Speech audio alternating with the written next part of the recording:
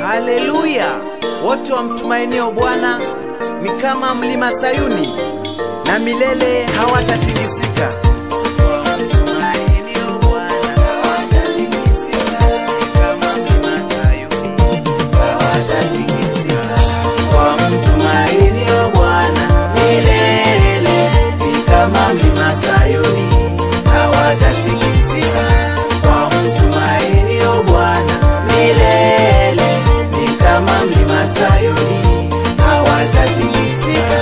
Kama vile vilima vizungukavyo Sayuni, ndivyo Bwana azungukavyo wamtumainio.